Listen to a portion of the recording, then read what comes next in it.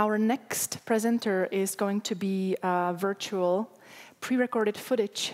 So we have a video with Dr. Milena Simeoni from Italy. She's an accomplished naturopath and reflexologist and educator, teaching director of Lumen School of Naturopathy. So I will ask the studio for connecting us with the footage and playing her presentation. Thank you.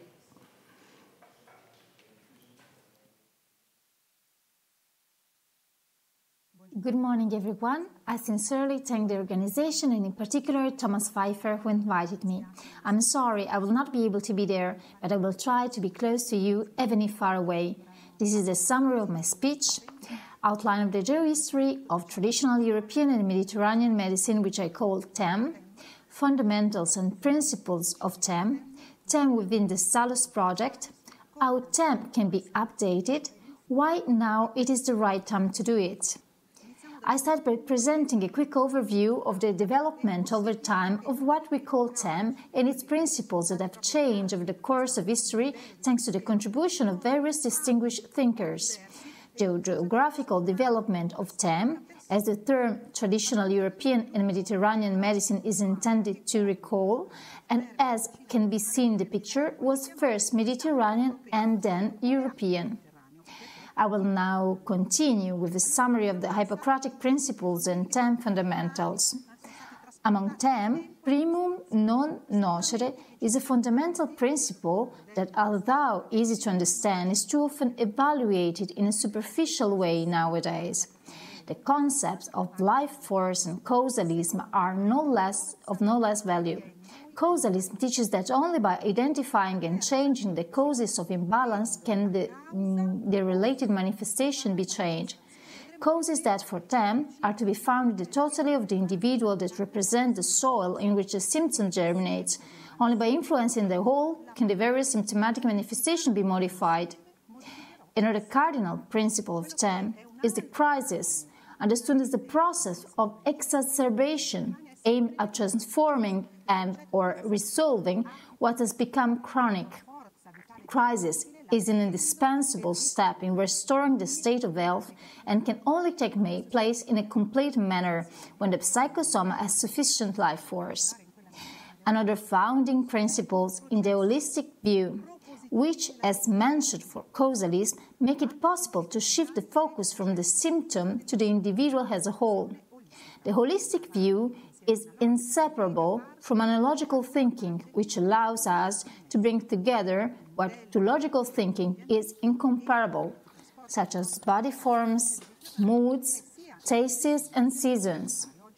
Today we will also mention the Hippocratic principle contraria contraris curantum, which is still conveyed by TCIM today. With the aim of helping to restore balance, it uses stimulus and remedies of a contrary nature to those that characterize the daily habits of the individual being observed. Returning to the concept of vis medicatrix naturae, it should be emphasized that it represents real paradigm shifts. In fact, TCIM teaches, contrary to the common view, that to restore the state of health, it is necessary to support the life force rather than fight against the symptom. Analogical thinking, another fundamental principle of TCIM, proposes a particular view of creation in which man and environment are made up of these same qualities indicated in the center of the image: hot, cold, dry, and humid or wet. As far as the view outside the individual is concerned, these coupling qualities characterize the four elements: hot and humid, air; hot and dry, fire; cold and dry, earth; cold and humid, water. Moving as in a continuum from outside to inside the individual, each element is represented by one of the four cardinal humors. This means that within the individual, air is represented by blood or sanguis, also hot and humid. Fire is represented by yellow bile, also hot and dry.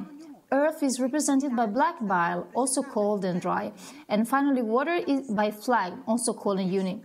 This tetradic vision broadens further to associate the dominance of a mood with a precise constitution that will be characterized by the same specificities of the element and the corresponding mood. If sanguis dominates, the individual is sanguine and tends to be more joyful and sociable.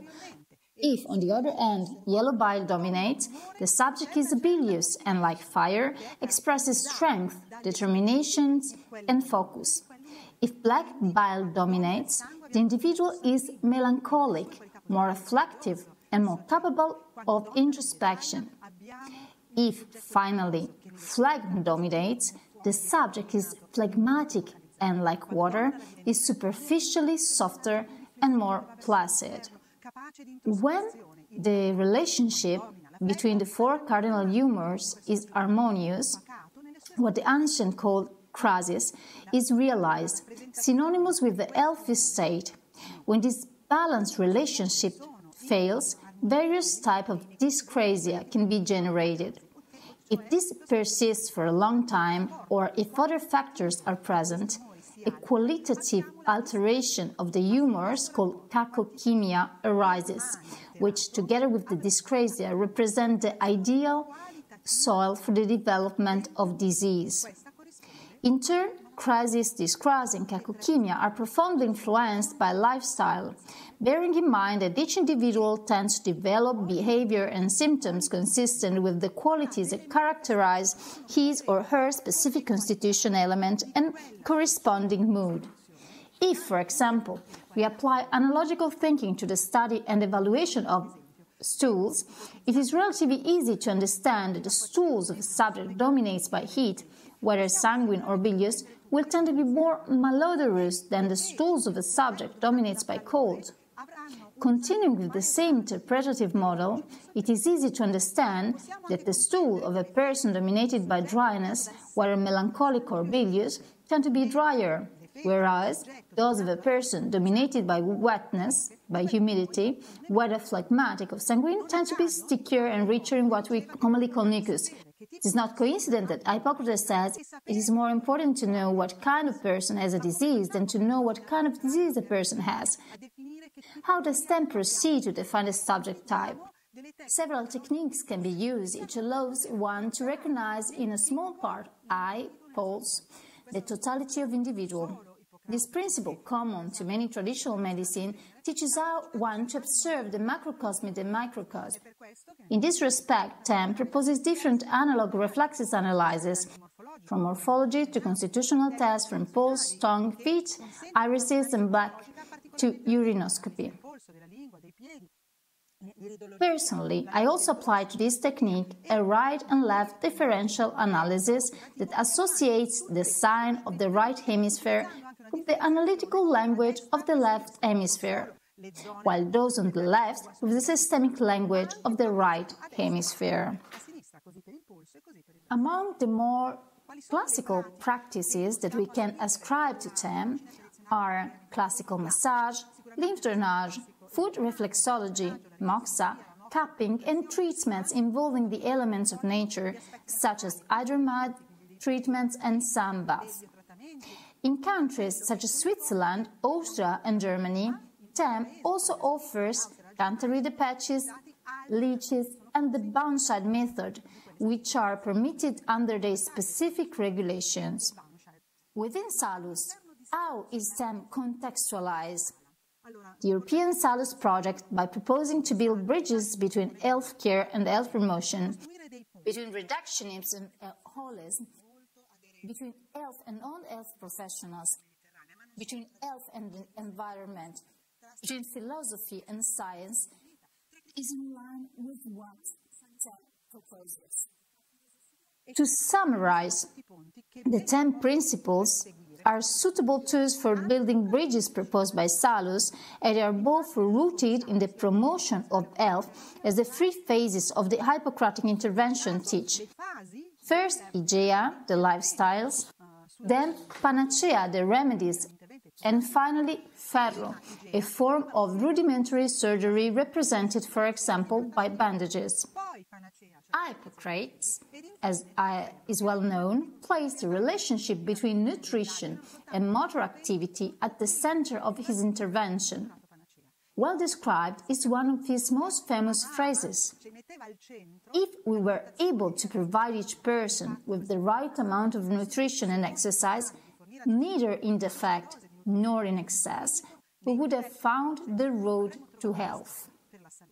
Where does what has been said so far lead us? In the combination of diet and movement produces health, lifestyle neglect creates the conditions for disease. The conclusion of this research is in line with what has just been said. Lifestyle can make a big difference.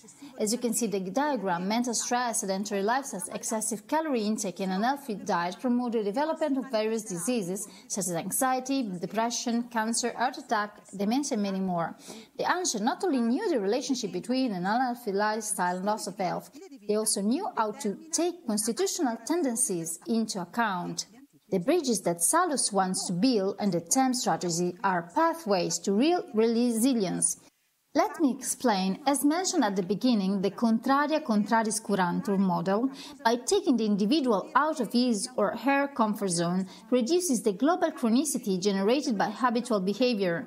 Hippocrates stated in this regard, if someone wishes to recover his health, he must first be asked if he is ready to eliminate the causes of his illness. Only then will it be possible to help me.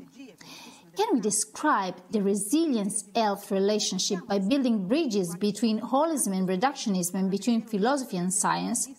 Yes, when talking about resilience, the parameter of Earth rate variability, or HRV, can help us understand the valuable relationship between resilience and health. HRV is a measure of the variations in time between heartbeats. HRV resilience and health longevity are directly proportional. More resilience, more HRV, more healthy longevity. Conversely, less resilience, less HRV, less healthy longevity. There are scientific works that highlight this relationship. In this scheme, it is observed that HRV decreases when there are hypertension, obesity, and other pathologies. On the contrary, this other study highlights the inverse relationship. HRV is higher in those who reduce calorie intake or increase the consumption of plant food. These studies instead show how HRV also increases with contact, meditation, yoga, singing, and breathing technique. About this, Plato says, one should not try to heal the eyes without the head, nor the head without the body, likewise the body without the soul. If the whole is not well, it is impossible for the part to be well. In addition to making TCIM known in institutional settings and teaching it, we have included it in the well-being proposals of 3 centers, in Lumen, at the T-Spazio of the Tabiano Thermal Establishment, and at the home spa of Palazzo Belvedere in Montecatini Spa. The latter will be the site of a before-after pilot study that will use HRV to measure the degree of well-being that TCIM path can generate. These 3 centers also offer massage technique to support the antagonist element, for example, in the presence of a blast dyscrasia, intervention with earth manual skills of antagonist of air favors the restoration of the lost balance. How can TCIM be updated? The emergency strategies of the COVID period have highlighted the extent to which health promotion represents a gap in the system. Salus proposes to fill the void with professionals who motivate and support citizens to embrace healthier, sustainable and rebalancing lifestyles for each constitution, the health promoter and environmental sustainability. Traditional medicine practitioners, be they naturopath, life coaches, DPN practitioners and health professionals, could make a huge difference as promoters of health and environmental sustainability.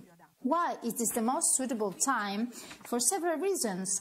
Firstly, because the split between treatment and health promotion became particularly evident, because the recognition of TCIM in Switzerland represents a valuable experience, because general interest in TCIM is growing, because on 25th of August 2023 the Italian TCIM coordination was born within Salus, and because in June 2023 the first TCIM forum was held in St. Gallen.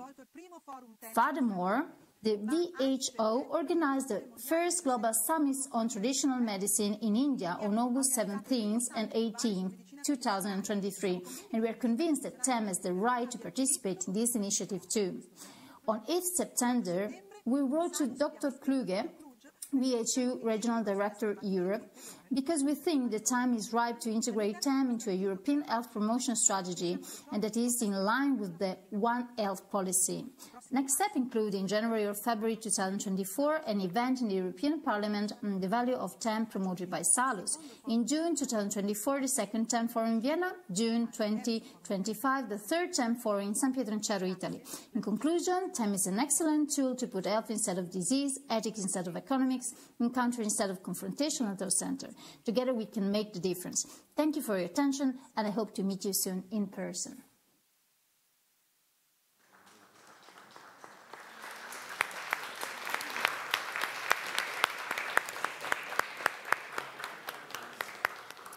That was Dr. Milena Simeoni, and we are very grateful that she could at least be with us virtually.